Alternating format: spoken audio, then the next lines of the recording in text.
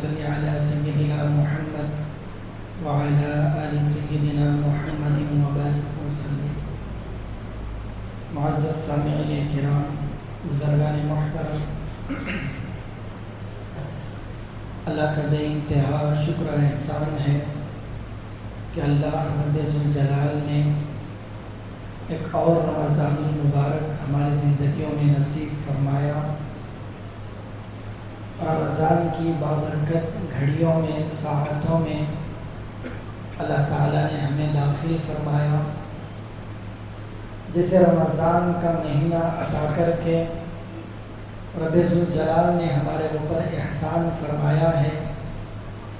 ہم یہ بھی اللہ تعالیٰ سے دعا کرتے ہیں کہ اللہ تعالیٰ ہمیں اس رمضان کی صحیح قدردانی کرنے کی بھی توفیق عطا فرمائے۔ آج ہم نے پہلی تراویح مکمل کی ہے، جس کے اندر تقریباً قریب 100 پارہ پڑھا گیا۔ ہر سال کی طرح اس سال بھی تراویح میں پڑھی گئی آیتوں میں سے ایک یا دو آیتیں یا پڑھے ہوئے پارے کا خلاصہ تفسیر کے طور پر آپ حضرات کے سامنے پیش کیا جائے گا۔ میں چاہتا ہوں کہ قرآن کریم کی ایک بہت ہی بابرکت آیت، جسے بچہ بچہ جانتا ہے اور بچہ بچہ یاد رکھتا ہے، بسم اللہ الرحمن الرحیم، اس آیت سے متعلق چند باتیں آپ حضرات کے گوش گزار کروں۔ دیکھیے، اللہ کے نبی صلی اللہ علیہ وسلم نے ایک مرتبہ ارشاد فرمایا، کل امر ذی بال لم یبدأ ببسم اللہ فہو ابتر وفی روایت فہو اقطع۔ اللہ کے نبی صلی اللہ علیہ وسلم نے فرمایا، ہر وہ اہمیت والا کام جس کو اللہ کے نام سے بسم اللہ سے شروع نہیں کیا گیا، وہ کام نامکمل رہتا ہے، دم بریدہ یعنی دم کٹا ہوا رہتا ہے۔ یہ اللہ کے نبی صلی اللہ علیہ وسلم کا ارشاد ہے۔ ویسے اللہ تعالیٰ نے، اللہ کے نبی صلی اللہ علیہ وسلم نے ہمیں حکم دیا ہے کہ جو بھی کام ہم لوگ شروع کریں اللہ کے نام سے بسم اللہ سے شروع کریں۔ کھانا کھا رہے ہوں تو بسم اللہ، پانی پی رہے ہوں تو بھی بسم اللہ، سونے جا رہے ہوں تو بسم اللہ، سواری پر بیٹھ رہے ہوں تب بھی بسم اللہ، بستر پر جا رہے ہوں تب بھی بسم اللہ، سامنے دسترخوان بچھا تب بھی بسم اللہ۔ کوئی بھی کام ہمارے سامنے آئے تو بسم اللہ پڑھ کر اس کام کو شروع کرنا چاہیے۔ اس بسم اللہ کے اندر بے پناہ برکتیں، رحمتیں اللہ تبارک و تعالیٰ نے رکھی ہیں۔ بسم اللہ کے ذریعے سے ہر کام کو شروع کرنے کا جو حکم ہمیں ملا ہے، اس کی ایک حکمت تو یہ ہے کہ جب بندہ اللہ کا نام لے کر شروع کرتا ہے تو گویا یہ اقرار کر رہا ہوتا ہے کہ لاکھ میرے پاس صلاحیتیں ہوں، میں کتنا ہی ذہین فتین کیوں نہ ہوں، میرے پاس لاکھ مال و اسباب، مال و دولت کیوں نہ ہوں، میرے پاس ہر قسم کے اسباب و آلات کیوں نہ ہوں، ہر کچھ رہنے کے باوجود میں اللہ کے نام کا محتاج ہوں۔ جب تک اللہ کی مدد میرے کام کے ساتھ شامل حال نہیں ہوگی، میرا کام مکمل نہیں ہو سکتا۔ اسی طرح جب بندہ اللہ کا نام لے کر ایک کام شروع کرتا ہے تو گویا کہ اللہ کے سامنے بندہ عاجزی کر رہا ہوتا ہے، اللہ آپ ہی طاقت والے ہیں، میں بے انتہا کمزور ہوں، آپ ہی میرے کام کو مکمل کر سکتے ہیں۔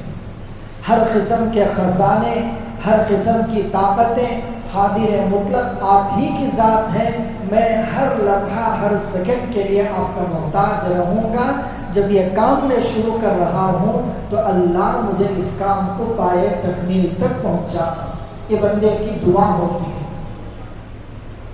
اب اس کی فضیلتیں کیا ہیں؟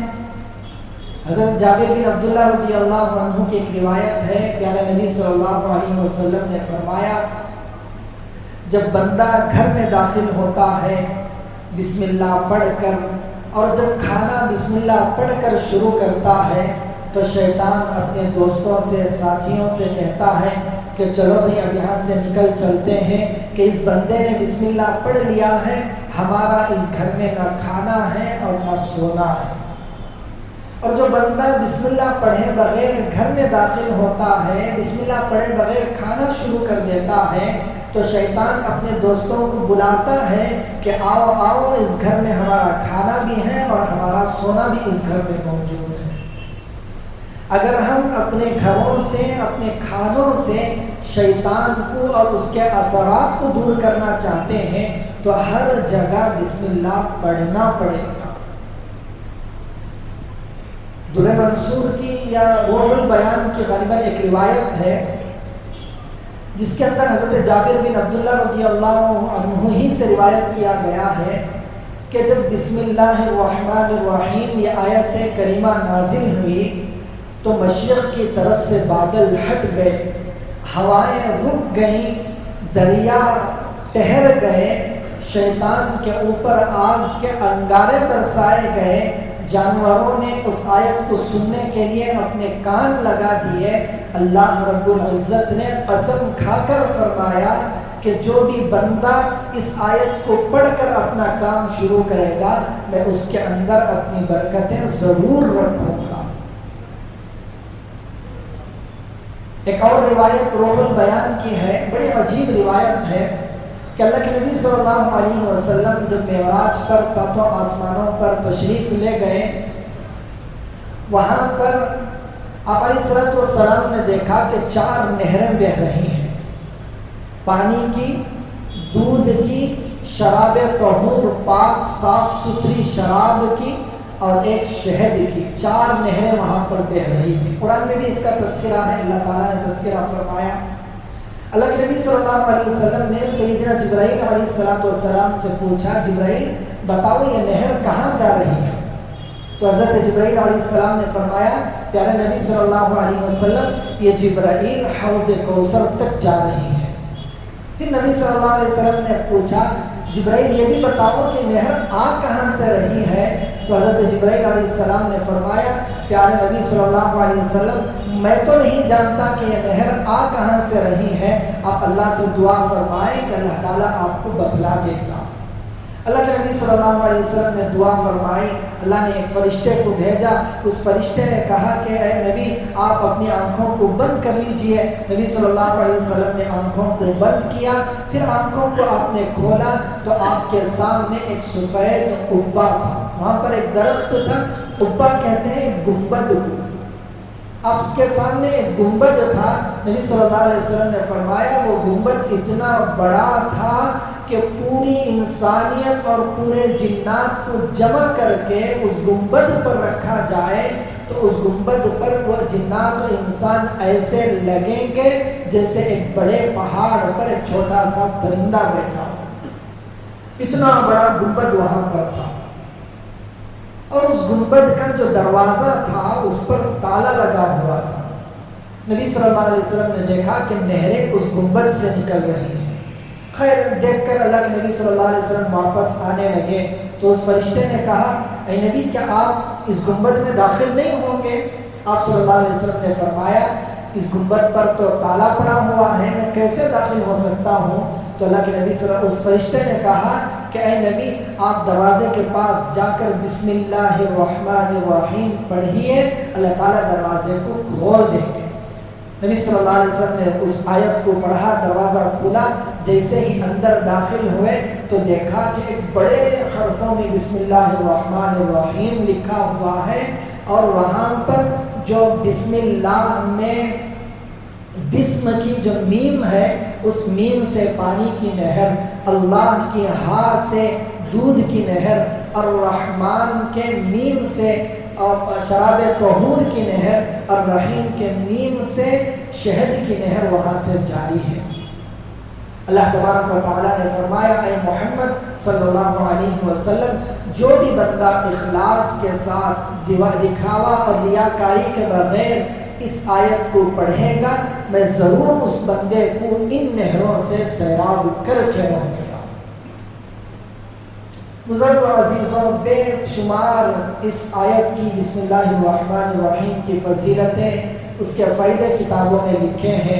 اللہ کے نبی صلی اللہ علیہ وسلم نے فرمایا، اللہ کے نبی صلی اللہ علیہ وسلم خود بھی کوئی بھی اہم کام شروع کرتے تو بسم اللہ ضرور پڑھا کرتے تھے، یہ ہمیں تعلیم دی ہے۔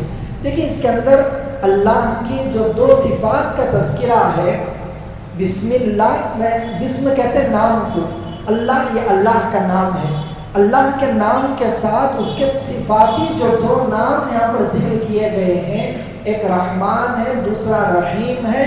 اللہ کے تو بہت سارے نام ہیں، ان سارے ناموں میں سے اللہ نے یہاں پر دو اپنے خاص ناموں کا انتخاب فرمایا۔ وہ کون سے؟ دونوں نام اللہ کی رحمت پر دلالت کرتے ہیں۔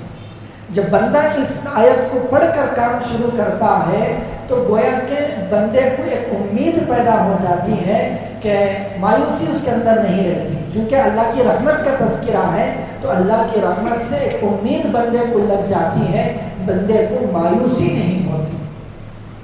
آخر میں ایک اور روایت روح البیان ہی کی میں آپ کے سامنے عرض کرتا چلوں کہ اس کتاب میں لکھا ہے، ایک روایت لکھی گئی ہے کہ اللہ تعالیٰ کے 3000 نام ہیں۔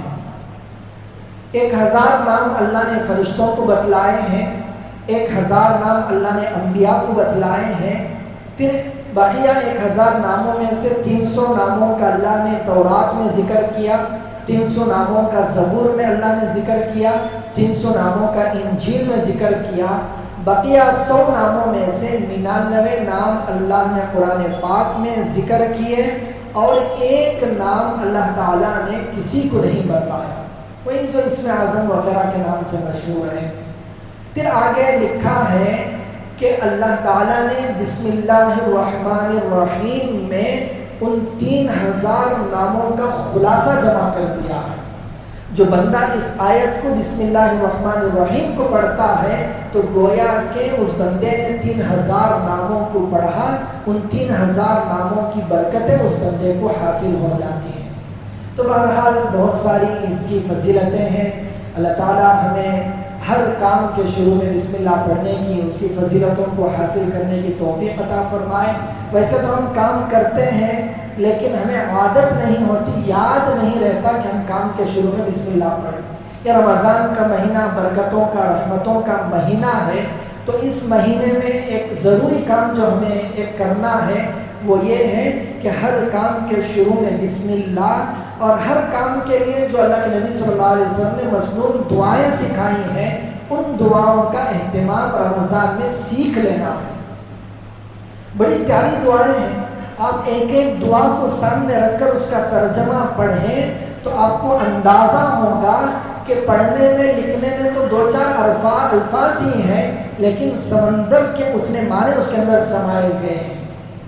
مسجد میں داخل ہوئے، مانگو اللہ سے، اللہم افتح لی ابواب رحمتک، اے اللہ رحمت کے دروازوں کو میرے لیے کھول دے۔